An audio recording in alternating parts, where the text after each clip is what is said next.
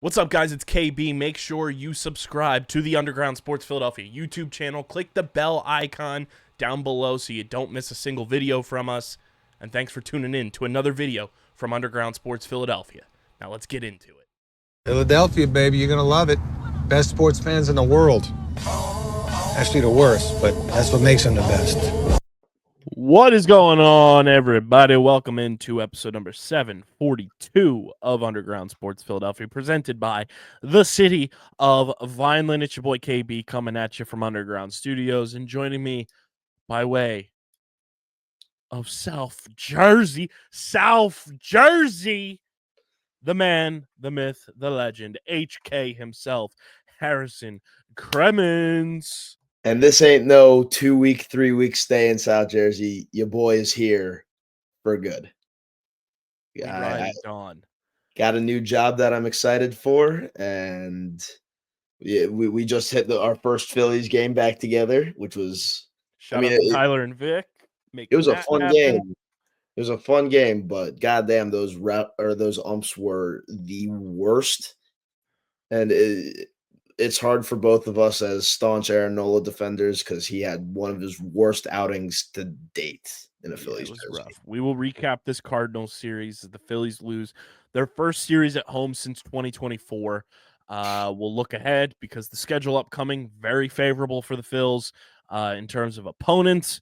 We will also take a look at the run differentials and Platinum Plunk standings as we are halfway through the month of May.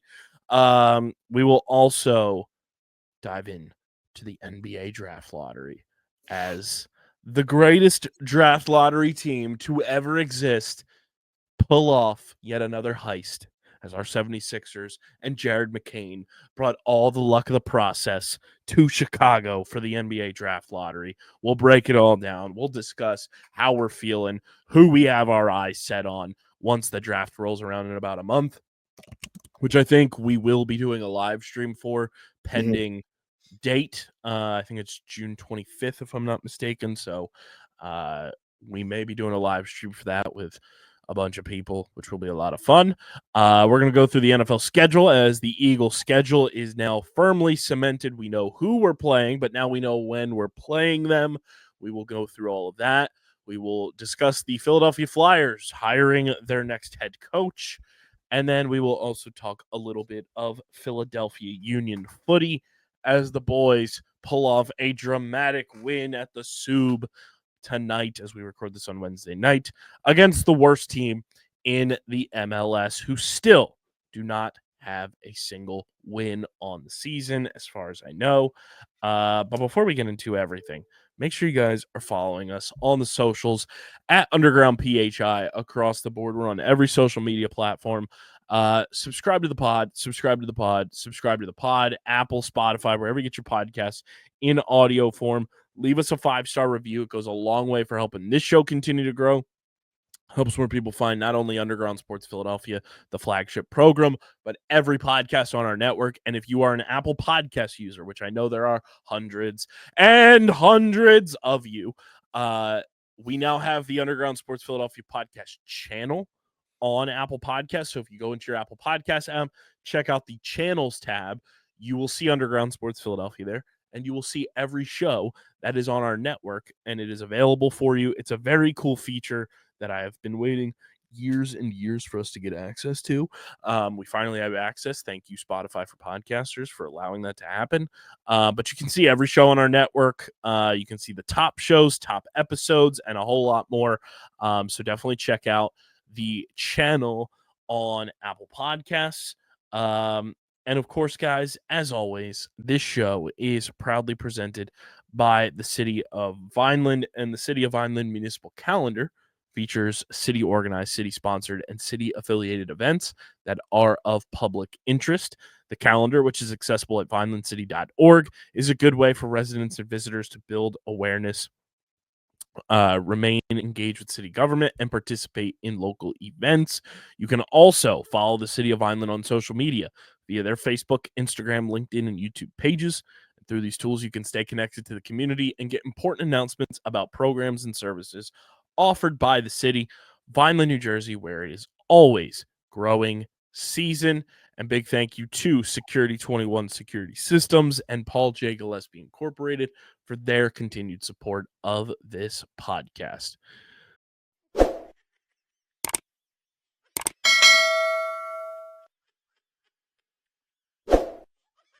At the Vineland Municipal Utilities, we understand that when our business community thrives, we all win. As a not-for-profit utility, our reliability, lower cost of operations, and flexibility in meeting customer needs make doing business in Vineland beneficial to your bottom line. What's more, we are able to do so while maintaining our commitment to environmental stewardship. We look forward to helping you achieve your business goals now and for years to come. Vineland, New Jersey, where it's always growing season.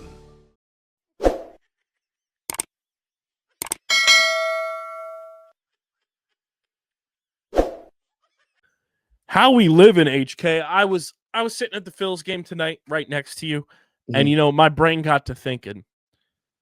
That was the first time we've hung out in person since the GWB debacle and the journey to Boston and crashing at Pat Pitts' crib, which was, for the people who don't know, nearly 4 years ago.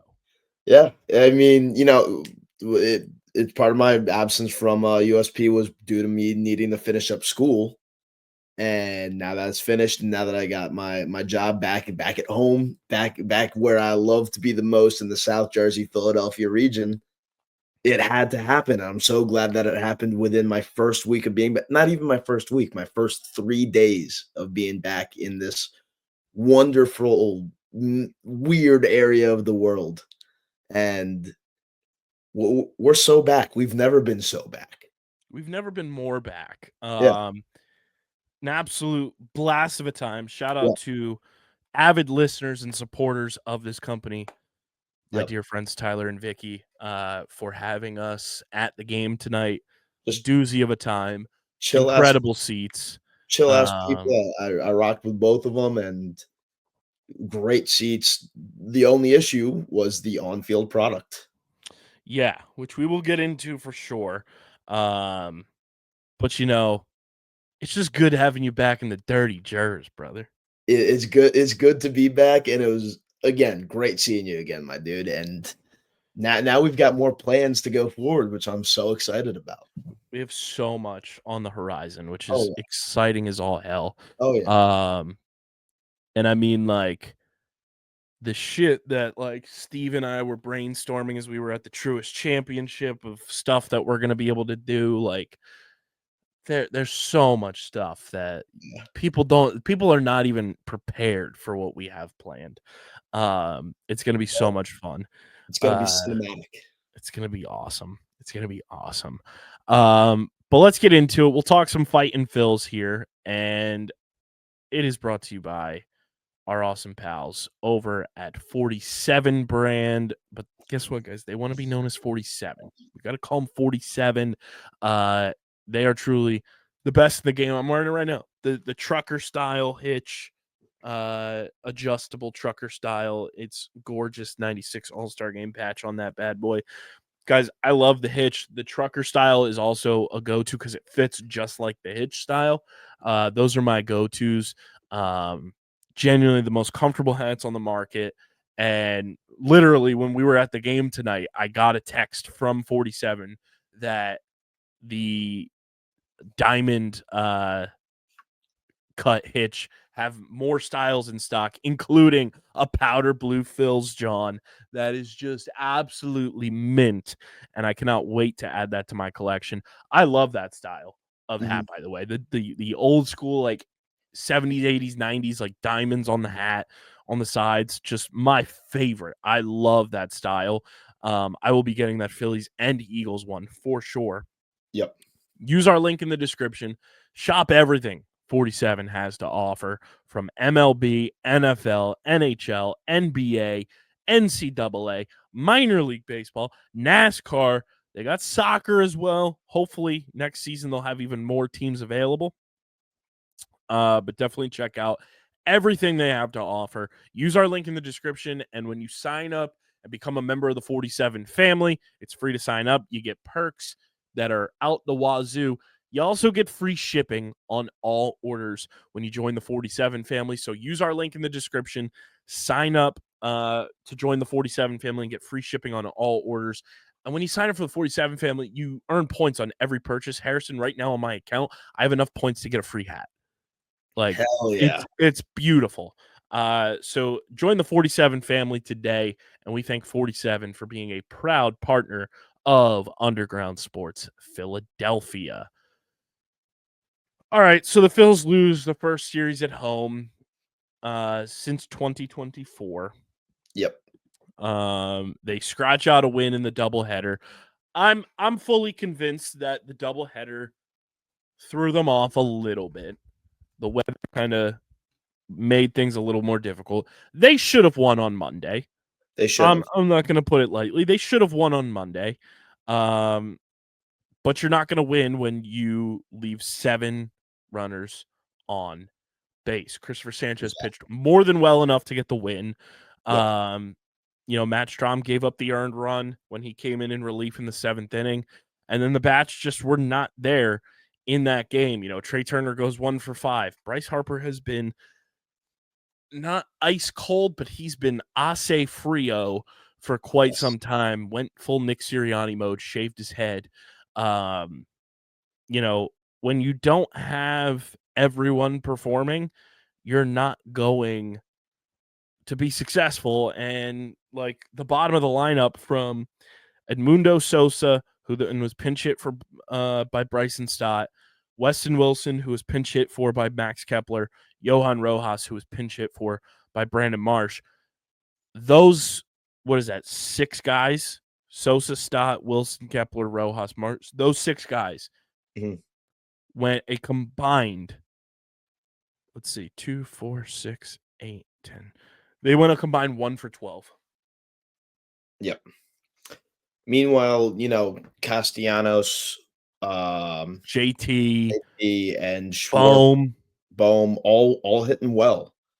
And I mean, you add Bryce into that mix too. They went a combined 1 for 15. Jesus Christ. And you'd think that Bryce would be playing his heart out right now, considering he's 1 RBI away from 1,000 on the career. But he's again, as you said, ace frio. I don't get why Matthew Liberator, of all pitchers, the Phillies have faced him twice this year. Why does he give us fits? He's not good.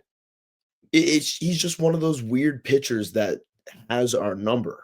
Like, there are certain pitchers in the MLB that are just not good until they face a certain team, and then they become prime Cy Young, prime prime Roy Halladay, prime Cliff Lee, and it's just infuriating to watch.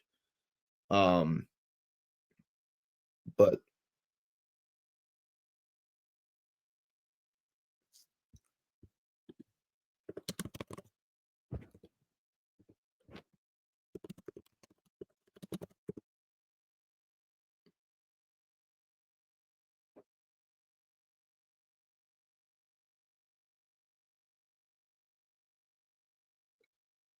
I can't hear you right now. Now we can. I don't know why my mic was muted.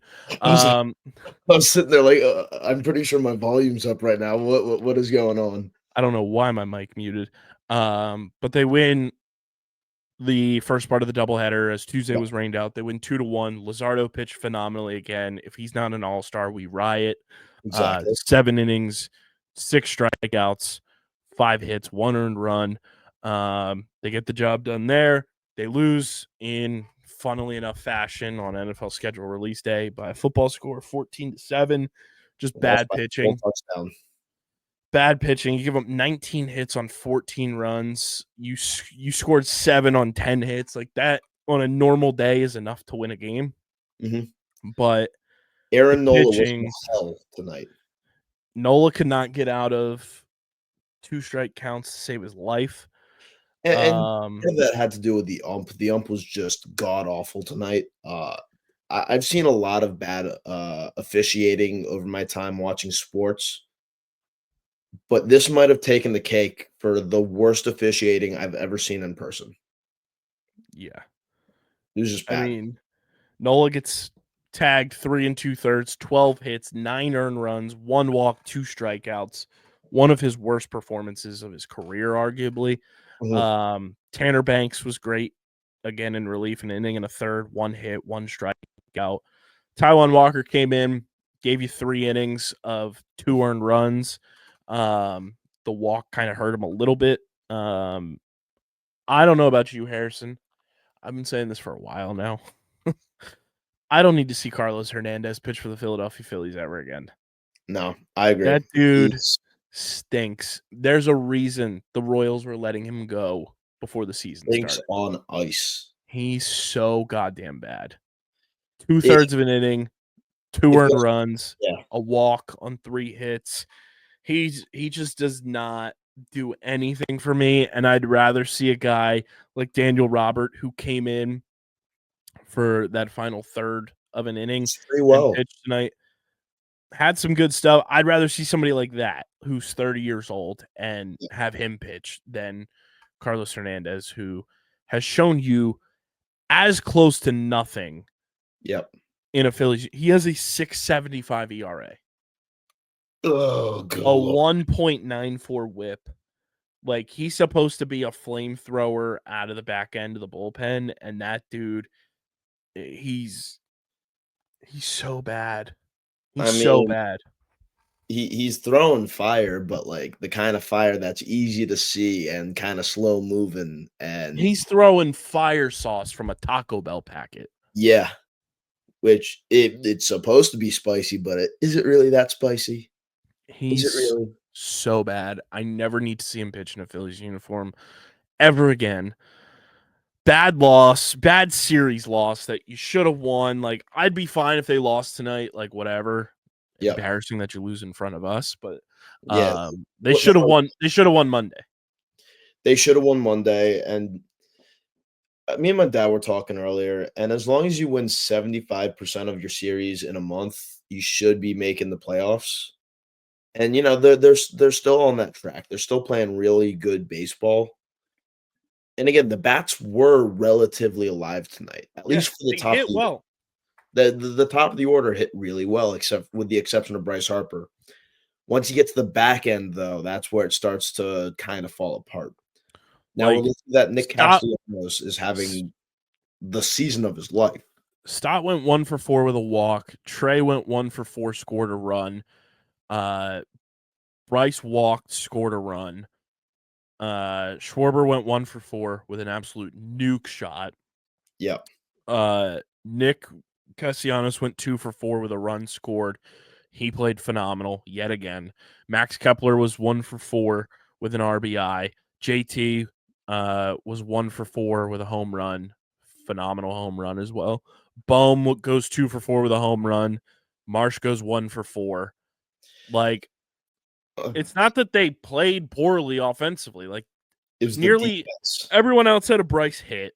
They had a poor defensive showing, poor pitching performance, and a lot of the strikeouts from the Phillies did come from them just looking at balls. They were looking at balls that should have counted in their favor.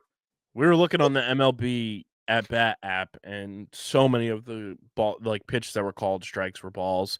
I'm very intrigued to see the umpire report card tomorrow. And I mean, I also think part of like the weirdness, and I know it's like an excuse, but Aaron Nola is good in warm weather.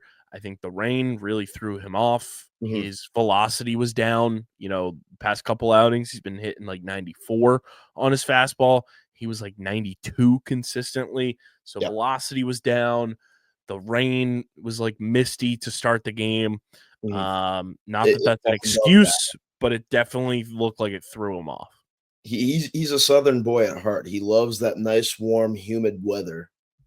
And when it gets a little chilly like it does up here in the north, that's when things start going sideways for him. And I mean, to be fair, like the Phillies are still only 2 back in the loss column of the Mets. They're 2.5 back overall. Like, I'm not overly concerned right now with this team. Like, they are still playing very good baseball. This is the first series loss they've had since they got swept by the Mets. They won 5 straight series after that sweep. And now you gear up for the final part of this homestand against the Pirates on Friday, Saturday, Sunday. Pirates come to town. Then you go on the road to play 4 in Colorado against the worst team in baseball. And then you go to Sacramento for 3 to play the Oakland A's in a minor league stadium. Yep.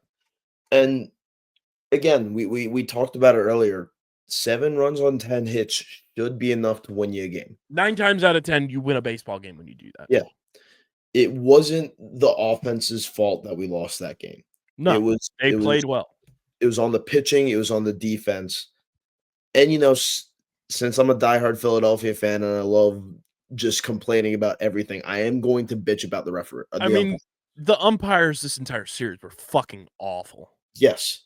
It was like Angel Hernandez came back from the grave. And I know he's morphed into 3 guys. I still can't get over the fact that the second base umpire literally gave them a hit because it was Stoddard who collided with him because he didn't know how to get out of the goddamn way. And earlier today, thankfully, the Phillies won. Like, they said it wasn't an interference on a play, so a runner was out. Like, the umpires were fucking atrocious in this series. I never want to see them again. But you get Pirates, Rockies, A's in your next 3 series before you come back home, following that road trip to play the Braves and the Brewers, which will be high leverage, high octane series in both of those. But genuinely, I was talking to Tyler on the way out of the game tonight, and I said, you should sweep the Pirates, you should sweep the Rockies, and you should take 2 out of 3 from the A's. If not sweep them. Like, we should go on a nice little here. The A's have been playing good baseball. Like, they're 2 games over 500. Like, they're 22-20. They've been playing really well. So that's why I say, like, take 2 out of 3 from them, and I'll be happy you win the series. But, like, you should sweep the Pirates. They stink. You should sweep the Rockies. They are there's 7 layers of shit that are better than the Rockies right now. And then the A's, they're a competitive team. They have some good pieces. Like, just go out and mash at a minor league stadium. You just did it in Tampa Bay. Do it again in Sacramento. Take 2 out of 3 at the very least, and I'll be thrilled because that's 9 out of 10. That's damn good optics right there.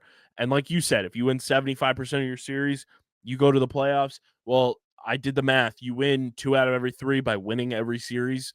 If you win 2 out of every 3, you win about 108, 109 games a year. That is more than enough. In fact, that wins you divisions. Yeah.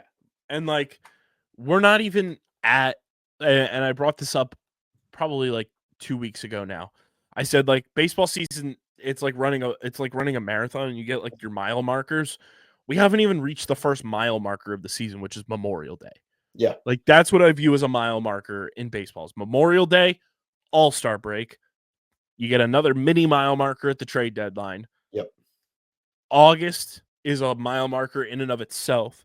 Yep. And then going into September is a mile marker. That you have different mile markers as the season goes on. The Phillies have not even hit the first mile marker yet. And guess what? There's still 8 games, 7 games over 500. Yeah. 2.5 back in the division. And they have the best goddamn rotation in baseball. Yep. And, we're still waiting on the Mets to do what the Mets do every year, and that is collapse near the home stretch, which... And, like, the Mets are going to be good, but their pitching is not great. Exactly. They're going to fall apart at some point. Their pitching doesn't scare me right now. The Phillies pitching is leaps and bounds the best in the division by far. Yep. And you witnessed it again, and I was talking to Tyler about this too. The Phillies right now, before we even hit mile marker number 1 of the season, should have 6 All-Stars. Yep. It should be Luzardo, Wheeler, and Sanchez. Yep. Schwarber, Castellanos. Trey Turner's making a damn good case for himself if he continues playing the way that he is. He's batting over 300. Stott, if he continues to play the way he is, could make a case as like a replacement. Yep. And I think Alvarado has earned a spot as an all-star. He may be a replacement guy, but on the surface level, like they should have minimum 6 all-stars. Totally agreed. And I know that's looking way far ahead, and a lot can change over the next couple of months. But like right now, the way those guys are playing, they should be all-stars. And after a very slow start to his season, Alec Boehm has really turned it around. That's been a big part of them being successful. Is Boehm has found his swing, and Yep. guess what? I know people want to bitch and moan about Alec Boehm being a 6'5" guy who can't hit for power. He's never been a power hitter in his career. He's always been a guy that pulls the ball, hits doubles, gets on base. If Boehm is doing that, if Trey is getting on base the way he is, if Stott is setting the tone at the top of the lineup, the other pieces are going to come into play. Schwarber protecting Harper is huge. Castellanos is having an incredible start to the season. Like, you don't need everyone to be a power hitter. Now, could this lineup benefit from Bryce Harper heating up and hitting for power? Absolutely. Could this lineup benefit from another power hitter in it? Absolutely. But when you have Bryson Stott having a 14 pitch at bat like he did tonight, when you have Trey Turner getting on base and being able to steal bases and is a quarter of the way to where Topper said he wanted him to be at 40 stolen bases for the year, when you have Nick and Schwarber hitting for power, when you have JT, hitting well, he's got to figure it out against lefties, but, when he's hitting well right now, that's a great sign. You just need the consistency to be there. And when you have Boehm finding his stride, it's going under the radar. But guess what? Don't look now. Boehm's hitting like 255. And if he can get that average up to like 280, consistently like 275, 280, and start finding the power swing a little bit, and he hits 12, 15, 18 home runs, that's exactly what you want from Alec Boehm. Mm-hmm. Absolutely. As the season's gone on, he's just gotten better and better and better. And as you said, he's a contact hitter through and through.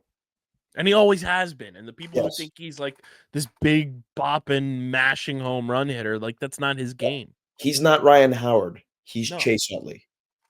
Literally.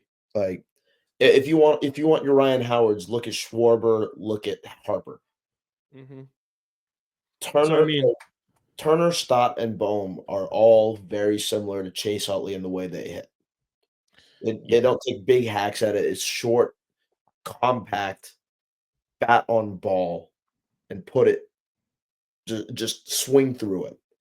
Yeah. And is that going to go out of the park every single time? No. But it'll get you a solid single, solid double, maybe a triple here and there. Yeah. And that's what you need guys like that to do. I'm not overly concerned. I think, series loss is bound to happen. Plus, on top of that, the Cardinals have been very good over the past week and a half. They've won, outside of losing the first part of the doubleheader, they had won 9 in a row. They've now won 10 out of their last 11. Like, they're a hot team right now. And sometimes you just run into a hot team, and that's totally fine. It happens. Like, I'm not overly concerned. But like I said, you have the Pirates coming to town this weekend. That should be a sweep, a series that you do really well in. And, Phillies fans on Sunday, myself included, we're going to get to see Paul Skeens pitch. Excited about that.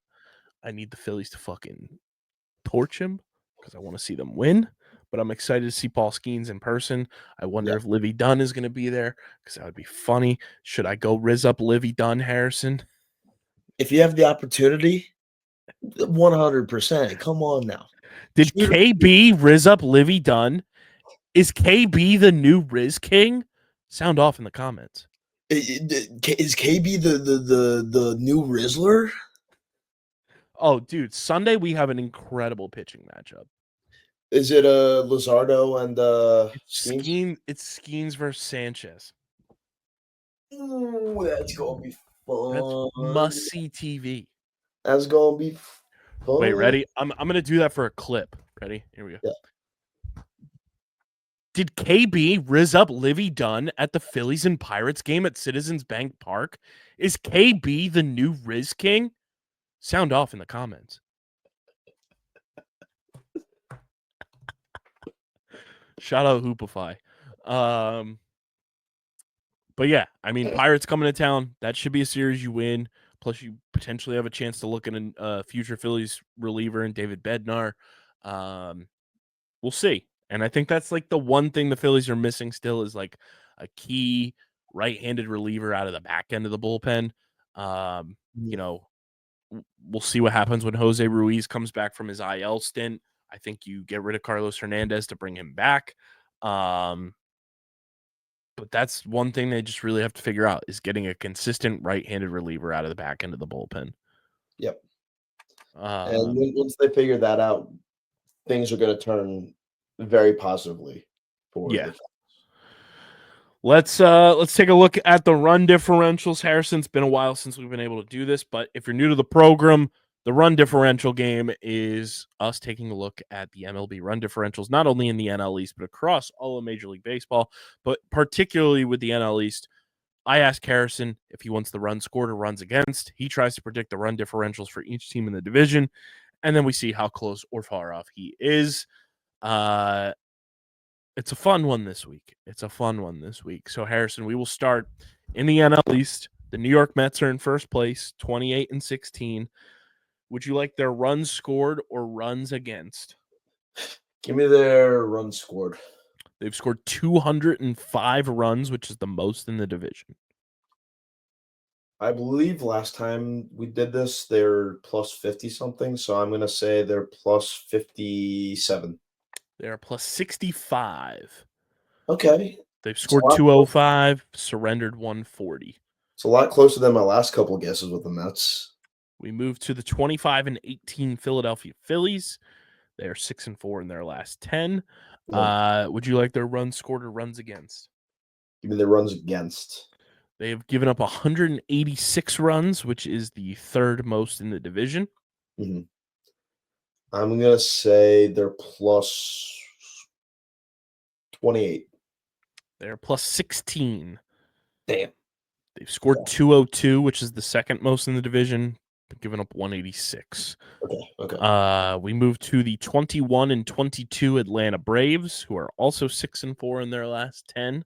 Would you like their runs scored or runs against? Scored. They've scored 170, which is the fewest in the division. I'm going to say that they are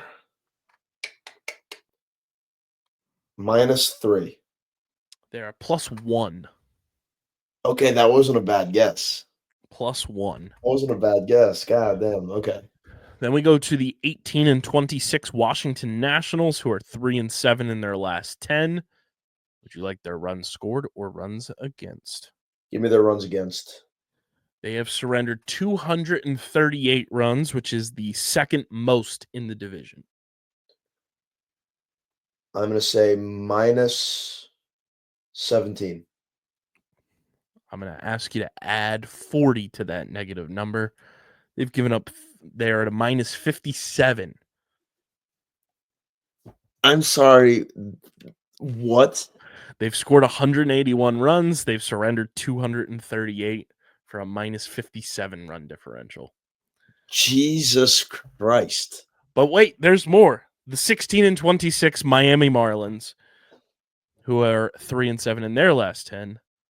Would you like their runs scored or runs against? Give me their runs scored. They've scored 173, which is the second fewest in the division. -66. They are a -71. They have surrendered 244 runs, which, Harrison, we'll get to the Rockies in a minute.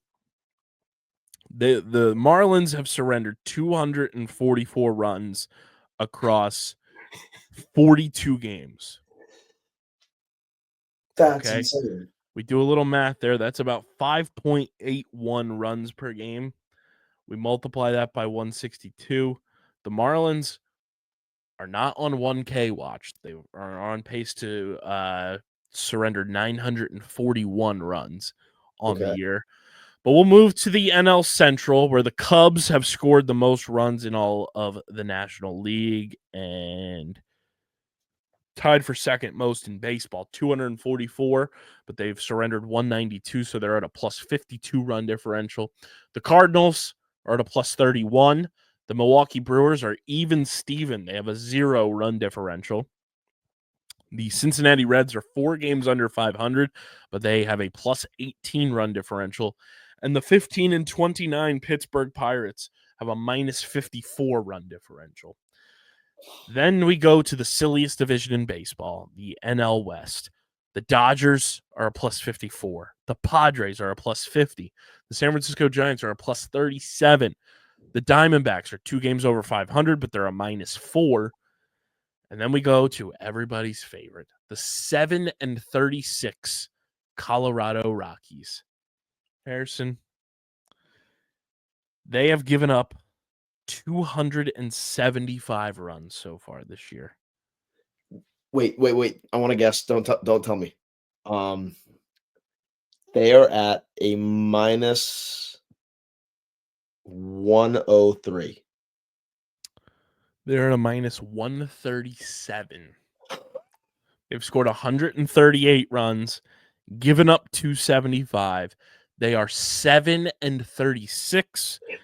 And doing the math, they are on pace to surrender 1,036 runs on the year. Good Lord. They are 2 and 20 away from Coors Field.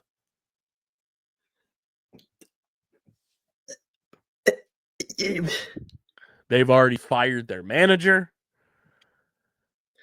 I can't articulate words right now. This is I didn't think I'd ever see a team worse than last year's White Sox, but They are far worse than what This last year's is- White Sox right now. yeah. It's crazy. In the American League, the Yankees are at a plus 81. The Blue Jays are now in second place in the AL East, but they're at a minus 22 run differential. The Boston Red Sox are at a plus 15. The Tampa Bay Rays are at a minus 9. And Harrison, this one I want you to guess. The Baltimore Orioles are 15 and 26. Do you want their runs scored or runs against? Against. I like going with the against. They've surrendered 226 runs so far this year. Okay, they're 15 and 26, you said, right? Mm-hmm. Now, I have to assume that they've scored over 100 runs, and you say they've given up 233, right? 226. 226, okay. I'm going to say that they are minus 87. Minus 70. Okay. But they are absolute shite to start this year. Well, I mean, I'm going down there Friday to see a game, so at least I know it'll be a good show. We go to the AL Central. I mean, one of the most fun teams in baseball so far this year is the 29 and 15 Detroit Tigers. They have been so much goddamn fun. They have a plus 86 run differential, which is the best in the American League. Good on Detroit. I watched a game on Tuesday night, Harrison. It was the Tigers and the Red Sox. That game was on crack. It was back and forth, goes 11 innings. And who else but Javi Baez walks it off with his second dinghy of the game. He's having absolute scenes. He's having a real career resurgence. You leave New York and good things happen. It was crazy. The Tigers are so much fun. If the Tigers are on national TV, I will watch them. They're playing such a fun brand of baseball. Plus, they have 2 of my favorite pitchers in Tarek Skubal and Jack Flaherty. In Detroit, if I had to pick a second sports city in the country, I would probably have to go with Detroit because that city, apart from like the Red Wings and the Pistons, their teams have gone through hell. We are poised, if things go the way I expect them to, we are poised to have me, you representing the Phil, and Christian representing the Phillies in the playoffs. Steve with the Mets. Mhm. Pat Pitts and intern Ethan with the The Red Swans. Sox. The We would Swans. also have our incoming content intern with us on the Phil side of things. Good. DJ with the Tigers. Yep. And we would have Casey and Owen too. Yeah. Like, we could have some electric playoff baseball this year. The best content possible coming out of the USP. Like, electric. Oh yeah. Oh yeah. The Cleveland Guardians are 25-18, Harrison, but they have a -14 run differential. That's shocking. Stupidest team ever. In The the- Royals Which have a ones? +6, and they have a 25-20 record. The Twins are 23-20. You're going to see the hottest team in baseball this Yeah. weekend as they go to Baltimore this weekend. The Twins are 10-0 in their last 10. Oh, I feel bad for my buddy Berg. He's probably going through hell right now as a Nose fan. Twins have a +24 run differential, and the White Sox have a -29 run differential. And then we go to the stupidest division in all of baseball, the AL West. The Mariners are at a +11. The Astros are at a +21. The Texas Rangers are even Steven at 0. The Athletics are at a -34. And the Los Angeles Angels are at a -67. And that is your run differentials around the NL East and Major League Baseball, which now brings us to the Platinum Plunk, which, if you're new to the program, that's us keeping track of the hit by pitch category for the leaders in the National and American League, player-wise, the leaders for team in Major League Baseball, and, of course, your Philadelphia Philly being hit by the most pitches. Harrison, we still have a Major League leader in the National League, and that is one Blake Dunn, who has been hit by 7 pitches so far this season for the Cincinnati Reds. But we have a new leader in the clubhouse for the American League, and that is New York Yankees' Ben Rice, who's been hit by 6 pitches so far this season. You know, I said it before the season, but I really am expecting a Yankee to lead the way for the AL in the Platinum Plunk rankings. And then we go to the overall team. We have a new leader in the clubhouse there. The Minnesota Twins took home the award for April, leading the way now here in May. It's a 2-way tie. It's a Subway Series. Leading the way in a tie for first, the New York Mets and the New York Yankees. Both teams have been plunked by 25 pitches so far this year. The Minnesota Twins have been hit by 23, the Seattle Mariners 22, and rounding out the top 5 is the Boston Red Sox at 19. Then in the 18 club, it's the Diamondbacks, the Orioles, the Reds, the Tigers, and the Cardinals. Then in the 17 club, it's the Guardians, the Astros, the Brewers, and the Nationals. Then the Angels, Pirates, and Blue Jays have been hit by 16, which is your league average. Then below league average, the Rockies and the Rangers have been hit by 15. The Royals, Dodgers, the Royals, only team hit by 14. The Dodgers and Phillies have been hit by 13. The Braves, Cubs, and Giants have been hit by 12. The Marlins and Padres hit by 11. The White Sox by 10. The Tampa Bay Rays by 9. And the Oakland A's, yes, the Oakland A's have been hit by 7. And then your leader in the clubhouse for our Philadelphia Phillies. Can you take a guess, Harrison? Who is leading the way? There have also, just for context, the Phillies have had 6 guys hit by pitches so far this season. I'm going to say Casty just because he's so good at taking one for the team.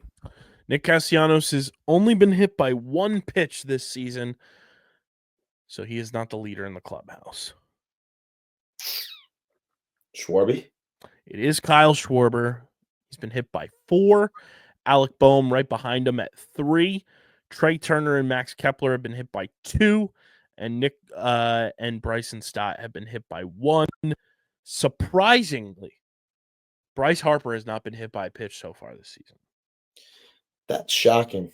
But you know why Schwarby leads the way for the Phils? Because he's an absolute legend. Yes, but not only that. But you see that logo right there. It just means more. The Hoosiers, baby. The Hoosiers. Yeah, Schwarber leading the way. He led the Phils in the month of April. He now leads them as we are halfway through the month of May. Yeah, shocking. JT has not been hit by a pitch.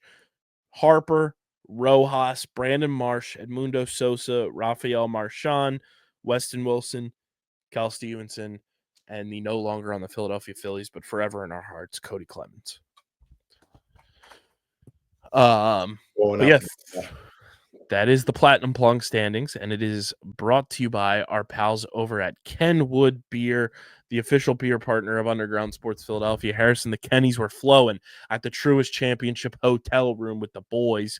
Kenwood Beer, the official beer partner. It's a refreshing light beer, just 4.1% ABV, 120 calories, just 8 grams of carbs. You guys can go to kenwoodbeer.com, use the Kenny Finder. So you've got Kenwood Beer on tap in the Philadelphia, New Jersey, Maryland, Delaware, and Pittsburgh areas. You can also find Kenwood Beer at your local liquor stores in those markets. Again, that's kenwoodbeer.com.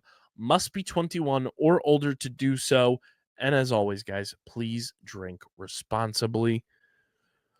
Harrison, let's move to the NBA Draft Lottery. Let's do it. The NBA Draft Lottery happened on Monday. And wouldn't you know, the greatest team to ever tank, the greatest team to ever lottery ball, it happened. Not only did our Philadelphia 76ers keep the pick, but they moved into the top 4. Yes, they did. And not only did they move into the top 4, they moved into the top 3 after Kevin Nagandi gave everyone a heart attack and a half on the broadcast by saying that the Sixers were losing their pick, to then correct it to saying that they were keeping their pick. Mm-hmm. I was so thrilled. I was bummed, obviously, that they didn't get the first pick. But the fact that a season from hell occurred for this team. Mm-hmm. You know, we went through the process era. We went through a 10-win season. I don't think any of the process era years even remotely comes close to the hellscape that was the 2024-2025 Philadelphia 76ers. At least with the process, you felt like there was a light at the end of the tunnel. We had Embiid coming up. We were still high on Ben Simmons. We were high on Markelle Fultz. We were high on Jahlil Okafor. We were high, Free Ja. We were high on all of these guys, and we thought that the future was going to be brighter and that we would finally get back to the promised land once these 2-3 seasons of just horrific basketball were done. Fast forward to 2024, we get dumped out of the playoffs in the second round, 5-6 years in a row. We then get demolished by the Knicks last playoffs. And, we're expecting another mediocre playoff season where we get to the second round and get bounced. And we don't even get there. And there was no light at the end of the tunnel. It was worse than being in hell. We were in purgatory. There was no upward movement, no downward movement. And I thought we were going to lose our first round draft pick this year. And that just made the season feel even worse. And then the draft lottery happens. And we get the 3rd overall pick. And I was really hoping for number 1 overall because Cooper Flagg, Tyrese Maxey, Jared McCain, and a fingers crossed healthy Joel Embiid would have been just the nastiest combo ever. But with the 3rd pick, I think we're going to be taking what's his name, Ace Bailey. Mm-hmm. And he's a Rutgers guy. He's a Jersey, Philadelphia guy. And I think that'll be a great selection. And I think he'll be able to help the team out a lot. And I know, like, there's so much toxicity around this pick already on Twitter. Oh, yeah. I'm not going to say I watched Rutgers basketball this year I didn't. with like dialed in, no scope looking at the team. Now I understand Cooper Flagg is the slam dunk, no pun intended, blue chip player in this draft. Aha. I also understand that Dylan Harper is like the 1A pick. Yep. And if I had my druthers, I would love to see Dylan Harper on the 76ers. He's not falling to 3. I'm not saying he's not, but the way some Spurs fans are talking, they sound like they kind of want Ace Bailey more than they want Harper, which would be fantastic. Yeah. Now, I'm not saying I'm not an Ace Bailey guy. Yeah. There's a lot of question marks about him. You know, he got measured at the draft combine. He's not 6'10", he's 6'7", so that's a little concerning, just for his position. But again, he's also 18. Yeah. He still has So a he's still growing. small opportunity to grow. Yeah. Also, he's 18. Everyone who's dissecting his game and being like, "Oh, he's so raw," you know, he's got so many flaws in it. He's fucking 18 years old and played basketball at Rutgers for a year. Yeah. That's no slander on Rutgers either. I think what they're trying to do with their basketball program is awesome. Yeah. But he played basketball at Rutgers for a year. This is not like he went to Duke and he's playing like this. It's not like he went to UNC. It's not like he went to Villanova. It's not like he went to a big blue chip school. It's not like he went to Florida or Tennessee or Gonzaga. Didn't go to Indiana. He didn't go to a blue blood school. He went to Rutgers. Yeah. I think his game is very raw. I think he's an exciting kind of player. And on top of that, Ace Bailey, like we spent years bitching and moaning about Ben Simmons not being able to make shots. All Ace Bailey does is shoot. Yeah.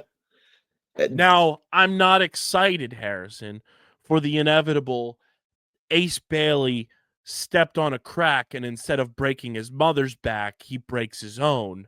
Knock on wood that doesn't happen. But Ace Bailey's gonna like he's gonna open like Pandora's box and like no, some he ridiculous thing. He found out he's allergic to vitamin C. Right, and he can't travel with the team. He's got to be transported like he's fucking Hannibal Lecter on a fucking like board, and he's all wrapped up. They got like in a bubble. Literally, like he's got to play basketball in a bubble. Yeah. I'm not looking forward to the he's in the bubble and his hands are just I'm not looking forward to the inevitable Ace Bailey like Sixers top draft pick, fucking lottery pick curse. Knock on wood.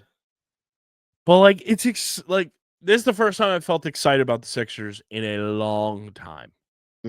Like you have Tyrese Maxey, you have Jared McCain coming back, and I've been a big Jared McCain guy even before he got drafted by the Sixers. He's a dog. Like I've been a huge fan. I'm hoping, praying, manifesting that Joel Embiid is going to be healthy. I'm hoping, praying, manifesting that if he is on this team, Paul George figures it the fuck out. Because we don't need playoff P. We need PG-13. And you add potentially Ace Bailey to this team. That's very exciting. And it puts together your young core along with a Justin Edwards, along with Maxey and McCain. And I don't know, like genuinely, I haven't been like 2021 truly killed my spirit with the 76ers. When Ben Simmons opted to not dunk that basketball against the Atlanta Hawks, it killed my fucking spirit about this team. Like you can say all the shit you want about, you know, the James Harden trade and Harden at the Garden. And no, he fucking choked and shit down his leg in games 6 and 7 against the Celtics. Like yes, he did. This team has killed the spirit of so many. And now there's a minimal glimmer of hope that you can be excited about, but there's still so much that needs to change for sure.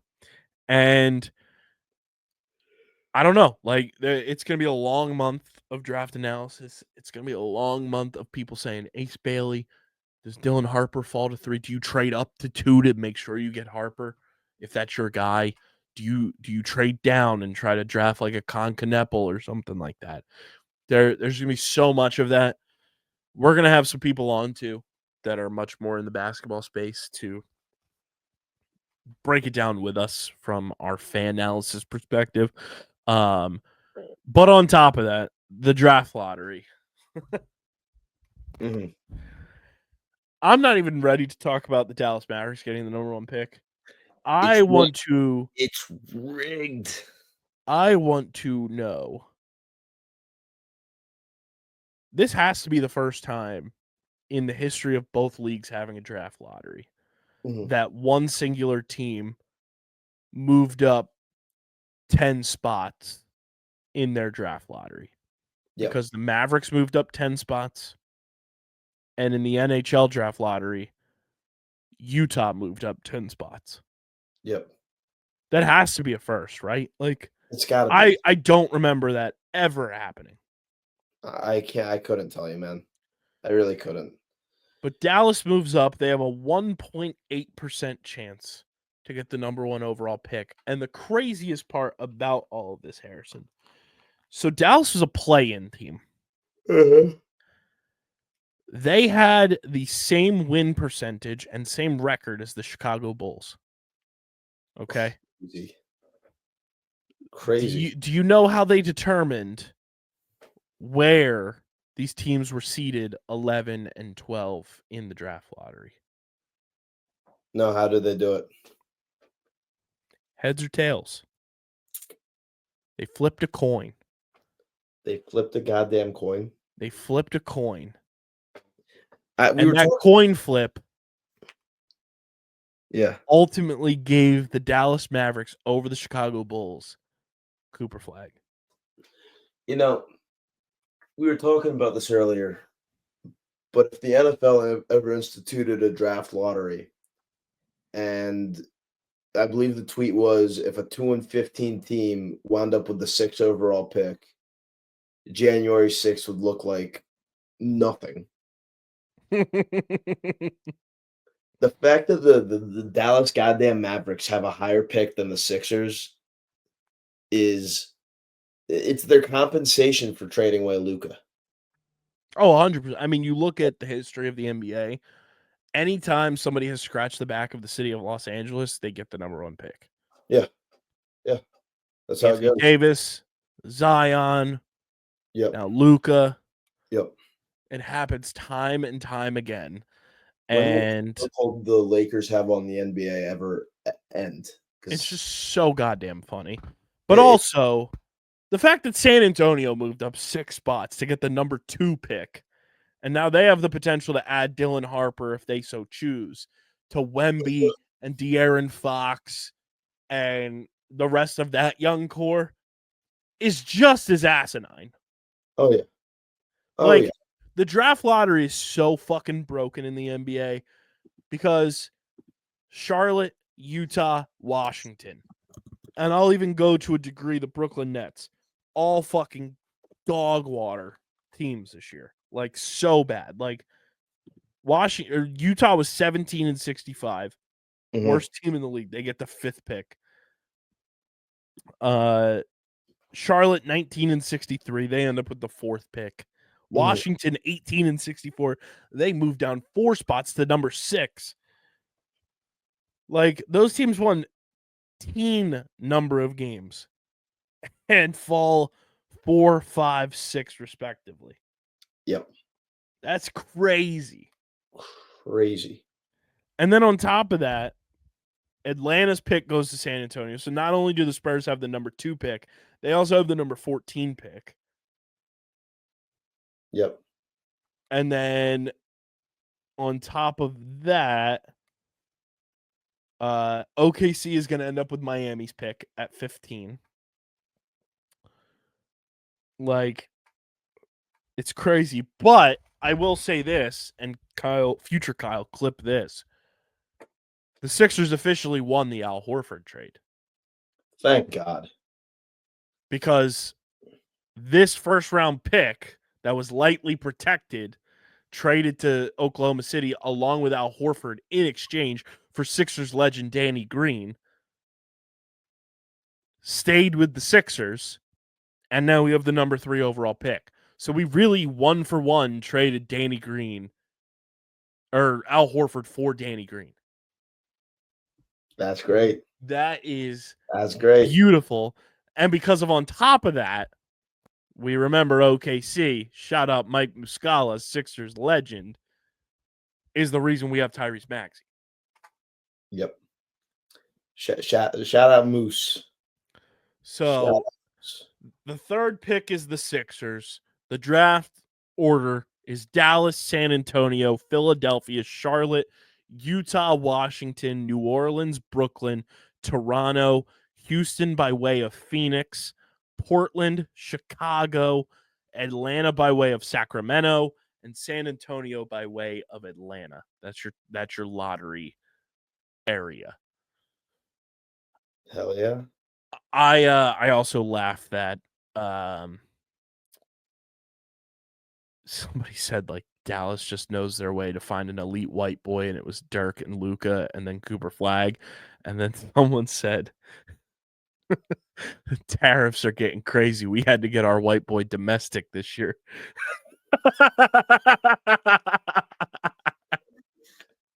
Oh, that's crazy. That's nasty work right there. That is nasty, nasty work. So goddamn funny. Initial thoughts though. Are you in on Ace Bailey as the pick if that's who it is at 3? Listen, as you said earlier, he's 18 years old. He is a sponge right now. This kid is going to be able to learn, adapt his game, and we can mold him into the best player he can possibly be. And I get it. You're always going to have detractions. But I like it. I'm in on it. I'm not all in, but I'm in, you know? Yeah, the way I look at it, like, I think Ace Bailey's wildly talented. I think he's going to be a very good player. I don't like the comps to Kevin Durant and Paul George. Not quite yet, at least. Right. Like, is there a possibility? Sure. Yeah. But, like, comparing an 18-year-old kid who is so raw to Kevin Durant when, like, Kevin Durant is one of the greatest shooters in NBA history. The only reason he's not, like, top 3 is because Steph Curry, Klay Thompson, and, oh, God, why am I blanking on his name? Miami Heat hit the shot in the corner to... Ray Allen. Yeah. That's my top 3 in NBA history. And even then, like, Kevin Durant is just, like, such a pure shooter. Yeah. And people forget because not a lot of NBA fans were alive in 2007 when Kevin Durant was hooping at the University of Texas. That was single-handedly one of the greatest college basketball seasons by an individual player ever. Yeah. Like, that is when I fell in love with Kevin Durant, the basketball player. I was watching him his lone year at Texas. I was like, this dude fucking rocks. And that was, you know, the Sixers were like fine. Like they were in that limbo area of being like a 7-8 seed and being the NCAA tournament like junkie, and then seeing Kevin Durant, like I was like, this dude fucking rocks. Yeah. And I've been a Kevin Durant fan my entire life. Like he's one of my favorite athletes to ever play the game, and just athletes in general. And people just genuinely forget how unbelievable he was at Texas. And this is no slight on Ace Bailey, but it's an injustice to Ace Bailey to try to compare him to what Kevin Durant was coming out of Texas. It's apples and oranges. They are not on the same playing field. And that's no slight to Ace Bailey, as I said. But Kevin It's just Durant like is Durant. a generational Yep. superstar, and Ace Bailey is just not there yet because he's so much more raw than what Kevin Durant was in his lone year at Texas. The kid was in high school last year. Give him time. I don't get the senseless hate towards him either because, like, he's a kid. Mhm. He is a child. Let him grow up and mature, and there's no better city and team to grow up with than the Philadelphia 76ers. Like, we rip on the ownership all we can, but the dudes on the team and the coaching staff are legit. They will be able to help him grow and become the player he's supposed to be. And who knows? Maybe eventually he does turn into a Kevin Durant comp. Eventually. He's not there yet, but that's just because Kevin Durant is Kevin goddamn Durant. And I mean, Ace Bailey's got basketball in his genes. His Yep. mom played college basketball at West Virginia. His dad played college basketball at Houston. His aunt is Venus Lacey, who played in the WNBA and was a part of the 1996 U.S. women's basketball team that won gold in the 96 Olympics. Like, he comes from a basketball family, so it's in his DNA to play basketball and, like, to be able to be a stud. And coming out of high school, he was a consensus 5-star recruit, and he committed to play at Rutgers over offers from the following schools, Harrison: Ohio State, Kentucky, Kansas, Texas, and Oregon. Your Wow. brother could have been watching Ace Bailey. He could have been, but he's too busy focusing on his schoolwork and his academics to go to basketball this year. Do you want to feel old though? No, but lay it on me. Ace Bailey, born August 13th, 2006. Don't say, oh. 2006. He doesn't remember Chase Utley, Jimmy Rollins, Ryan Howard, Cole Hamels. That was the summer of me getting ready to go into 7th grade. Oh. He was born the summer I moved into. No, I had been in this house already. He was born the year after I moved into this house. He was born the year before. No, what day? When in 06? August 13th. Yeah, he was born 2 months before we moved into our house. Let's see. Oh, that hurts. That hurts. I want to see who Ace Bailey shares a birthday with. Famous birthday wise. Ace Bailey, in terms of like new age. Ace Bailey shares a birthday with Alfred Hitchcock. That's funny. And then he shares a birthday with Fidel Castro. Now that's funny. Now that's he also shares a birthday with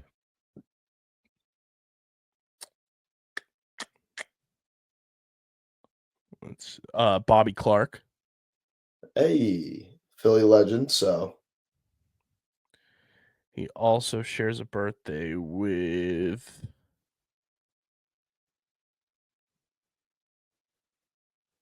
let's see. Great podcasting, Kyle. Great podcasting. He shares a birthday with Danny Bonaducci. God damn. That's incredible. Let's see who else. We're moving into the 70s. Let's see. He shares a birthday with Alan Shearer. Oh, that's cool.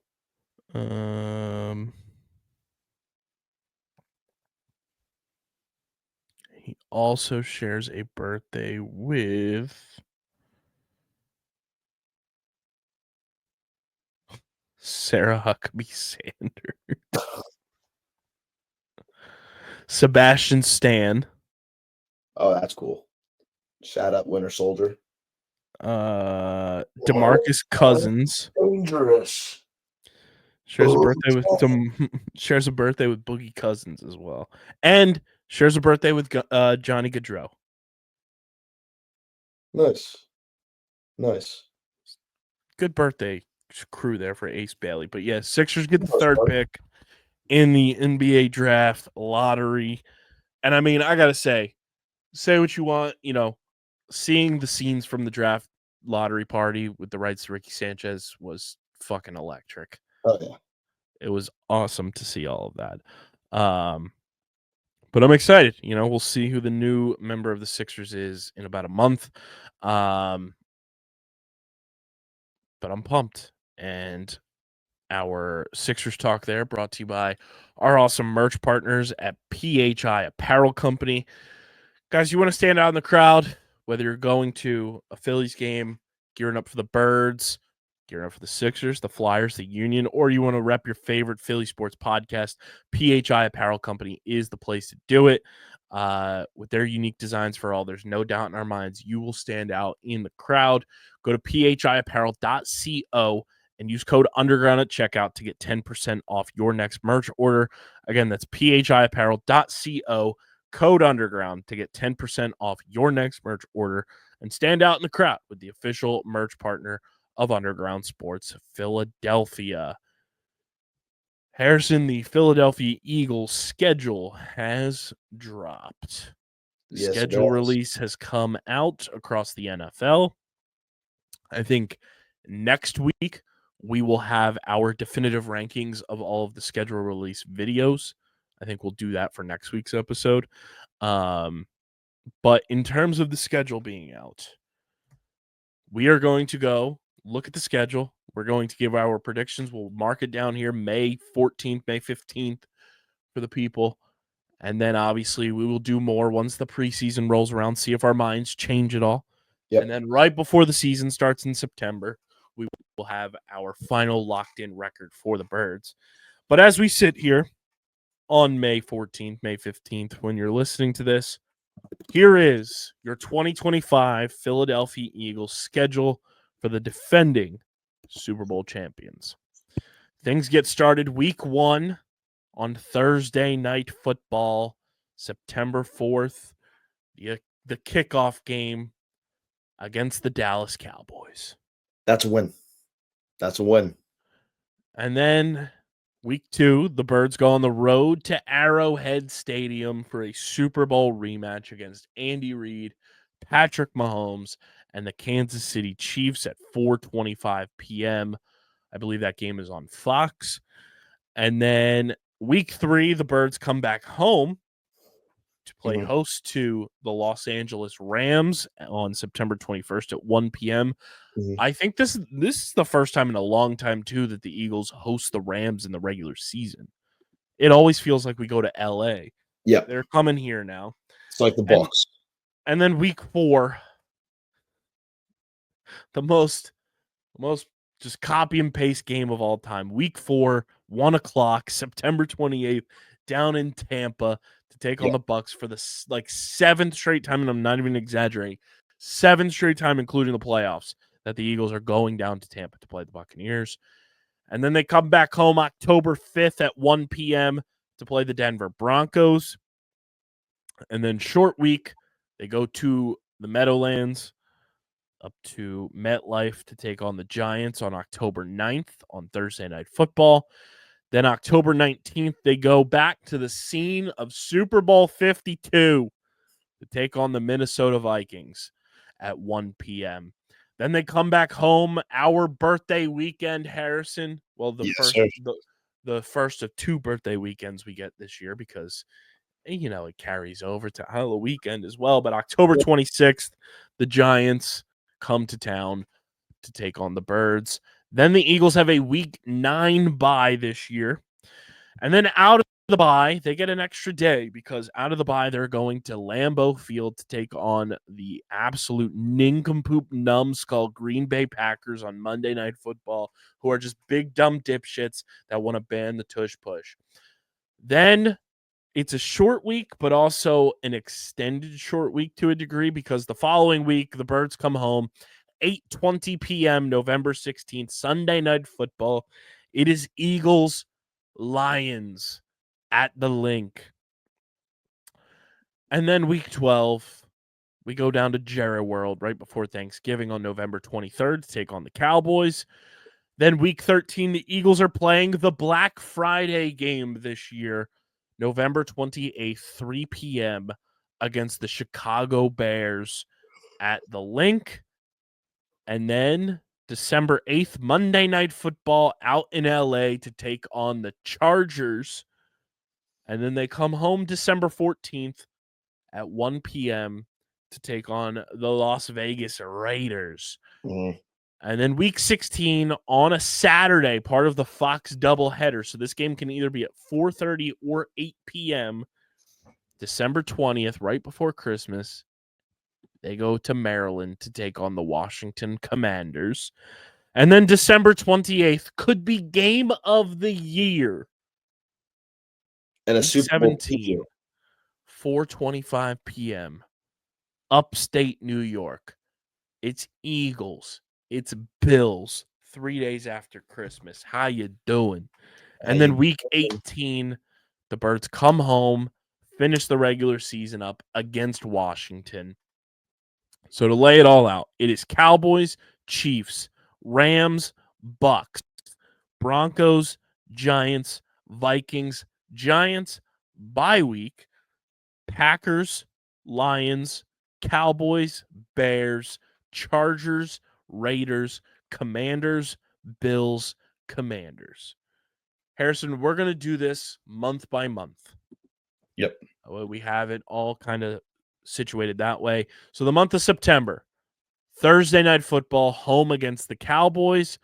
Then Sunday, September 14th, at Kansas City. Then September 21st, home against the Rams on Sunday at 1 Eastern. And then September 28th, 1 p.m. at Tampa Bay. What's the record after the month of September? 3-1. I'm with you. We beat the Cowboys. We beat the Chiefs. We beat the Rams.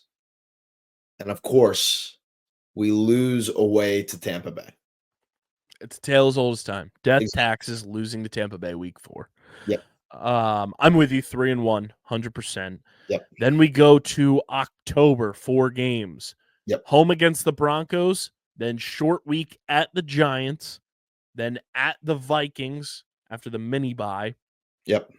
And then home against the Giants. After October, we are 7-1. We ain't taking a loss that month. My heart says 7-1. My head says that Broncos game is going to be tougher than a lot of people are giving it credit for. It's going to be a tough game, but I feel like they'll be able to pull it out. It's also a Vic Fangio revenge game. Exactly. But I do think 4-0 in October is definitely doable, especially with the Giants and J.J. McCarthy leading the way for the Vikings.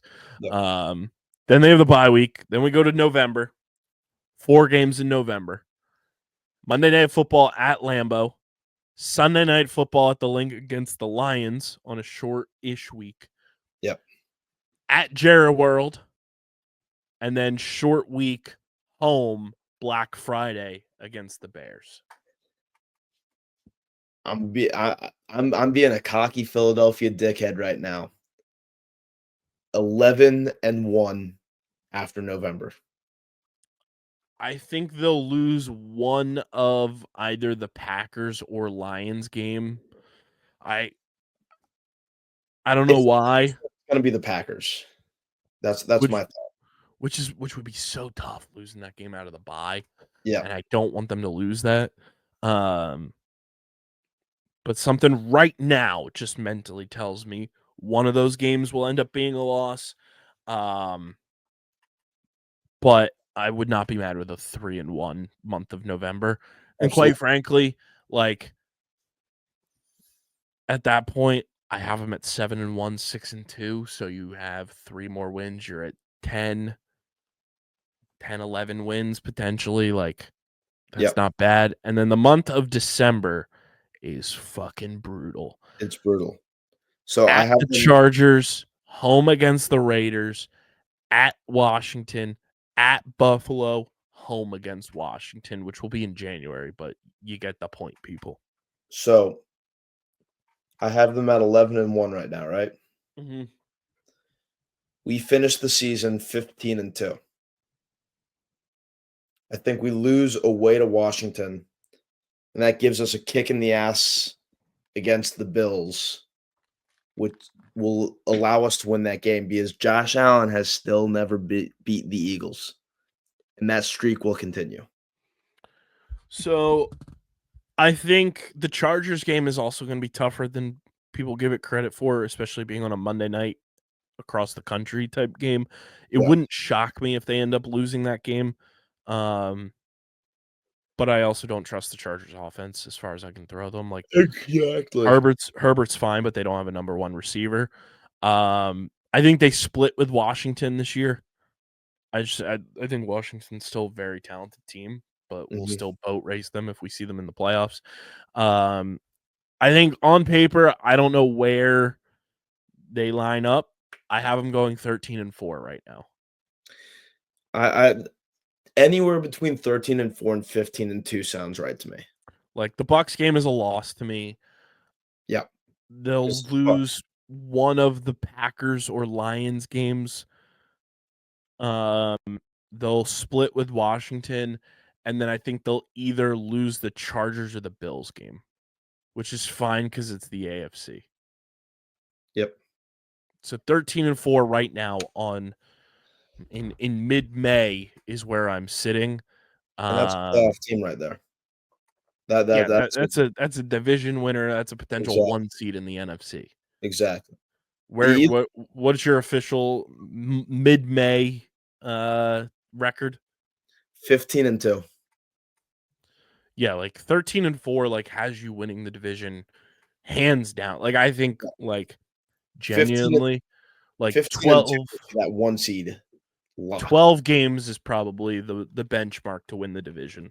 Yep. And it's a 2-team race. It's you and Washington. The Cowboys take a nosedive this year.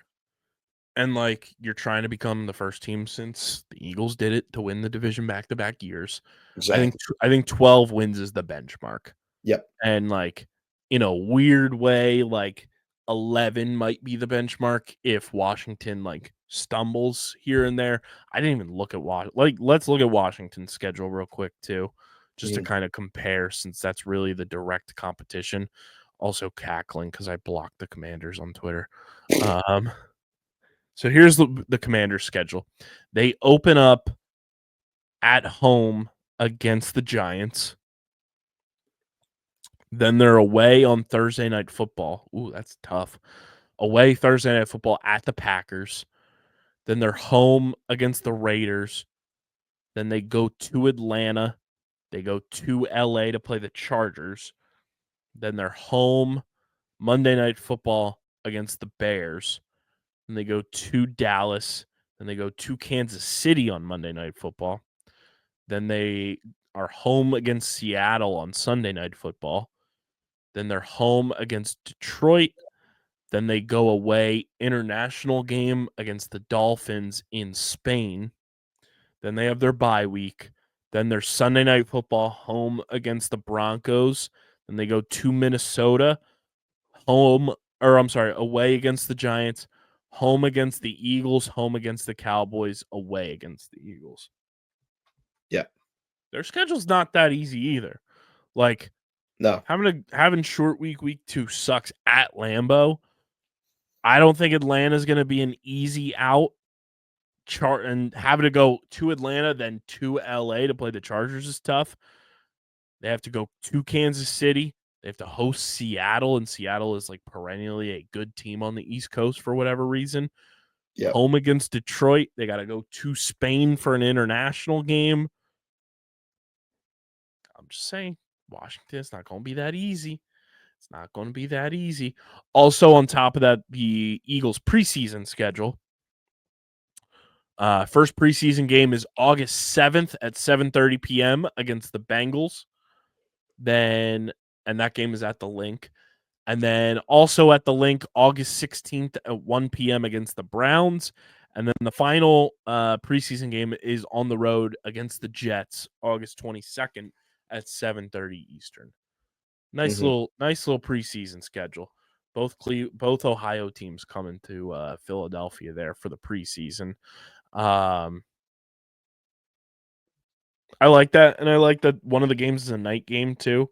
And if you have the opportunity to go to a preseason game, I highly recommend doing it because they are a lot of fun, and it's an easy way for fans that aren't traditionally able to afford going to a regular season game the opportunity to go to the Link and experience an Eagles game.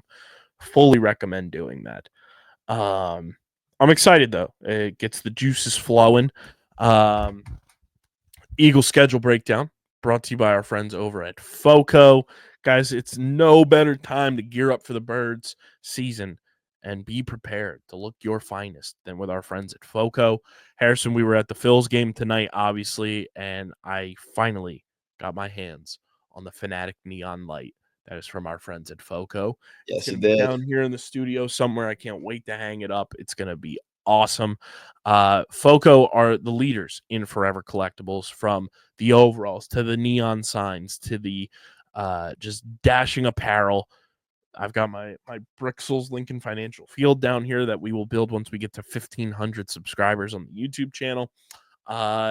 Use our link in the description and shop your favorite fandom with our friends at FOCO, and look your best supporting your favorite teams from our pals at FOCO. And we thank FOCO for being a proud partner of Underground Sports Philadelphia.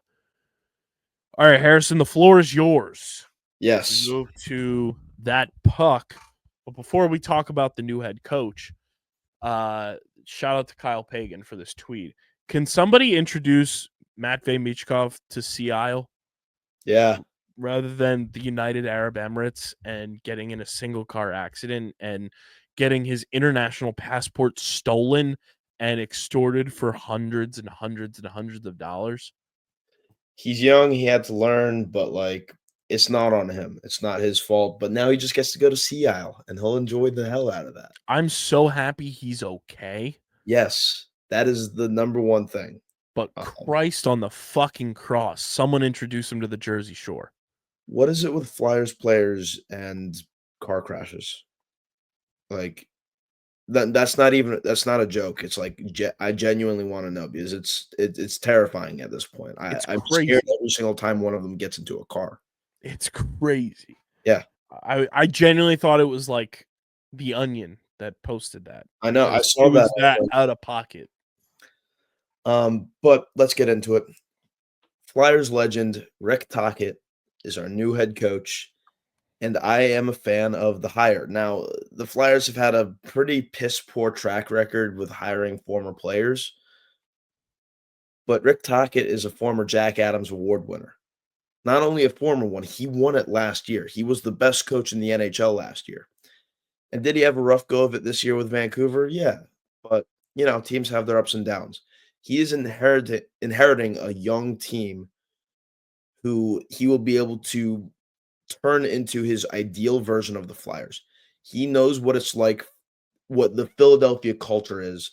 He knows how much the Flyers mean to the city. And he knows the expectations that the city has for this team.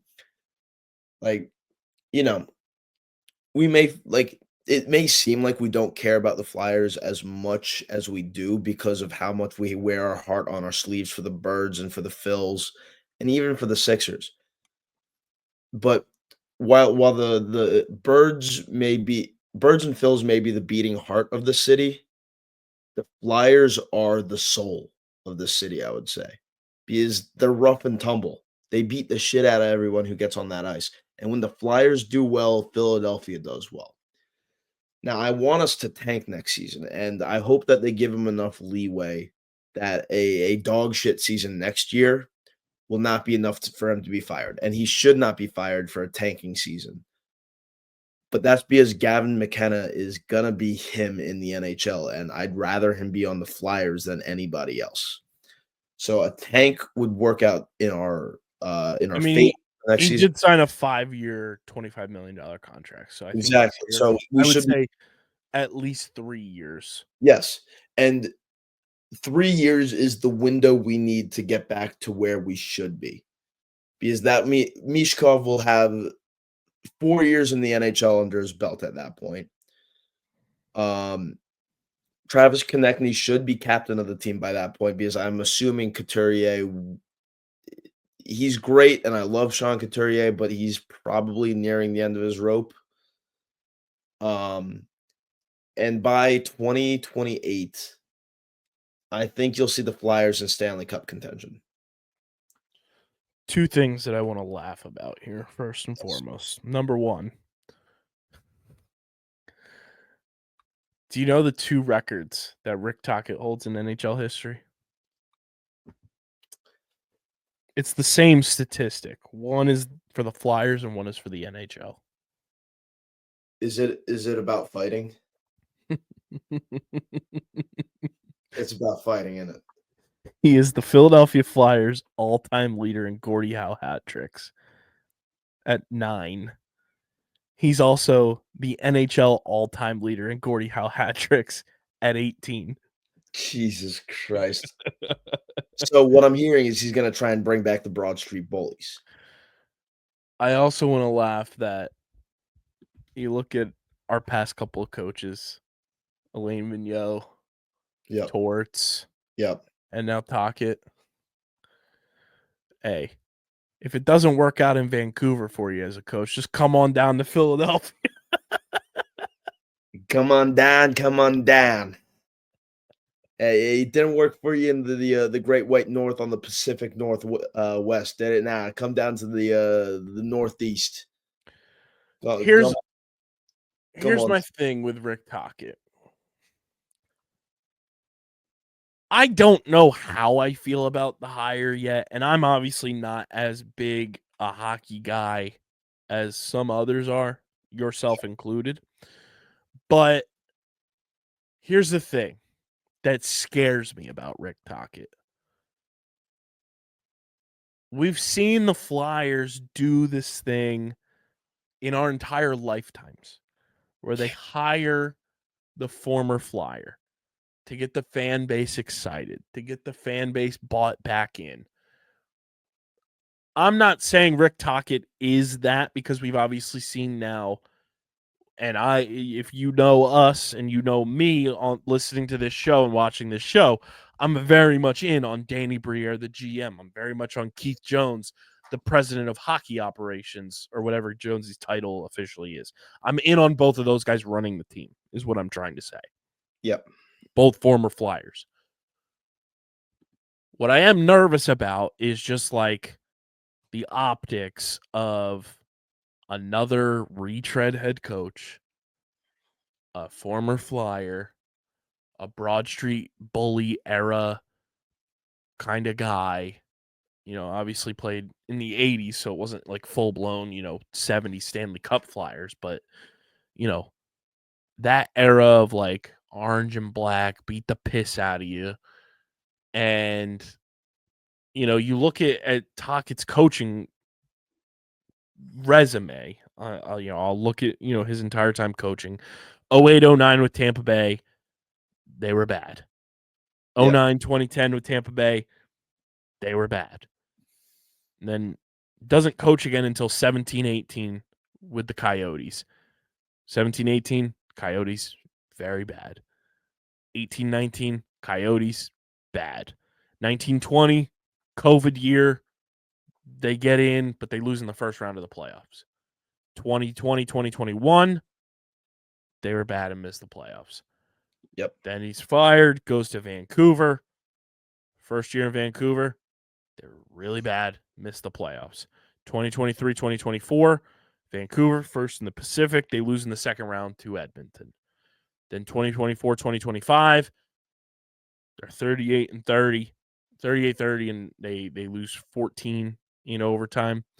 90 points, 5th in the Pacific. They missed the playoffs, and he's fired. He's got a 286, 265, and 87 overall record in his coaching career. He's 11-11 in the playoffs. Does one full regular season of coaching, you eliminate the COVID year, especially with the NHL because it was so fucking weird, but one of his seasons coaching, he made the playoffs. That's what concerns me. Yeah. Excuse me. I mean, we'll have to see. Like, that's just a concerning thing to me because it's like you're not performing well enough with these teams in the regular season to get to the playoffs, and you've only been to the playoffs twice, including the COVID year, where you went 4-5 in the playoffs that year. You went 7-6 in the playoffs in 2023, 2024. Like, the lack of Rick Tocchet being a head coach for teams that achieve the ability to get to the playoffs, like finishing positions in divisions 5th, 4th, 8th, 4th, 5th, and that was the COVID year and they made the playoffs, but it was expanded. 5th, 6th, 1st, 5th. Like, outside of the one first place finish, the best he's ever had a team finish in their respective conference or division is 4th. That to me is like kind of concerning. And the most points he's ever had a team score was this year at 90 when they missed the playoffs, and 109 obviously in 23-24, but that was a playoff year. Most points in a non-playoff year is 90. They finished 5th in the Pacific. Now, there's obviously probably some other circumstances as to why they don't make the playoffs. You know, the division much better, whatever it may be. I don't know. I'm 50-50 on it. Optimistic October 2025 will happen again. But it's one of those things that I'm just like, I hope they did their due diligence and this wasn't just he's a former Flyer, let's get him in the building again and appease the fans with an old school player. I hope that's not what they did.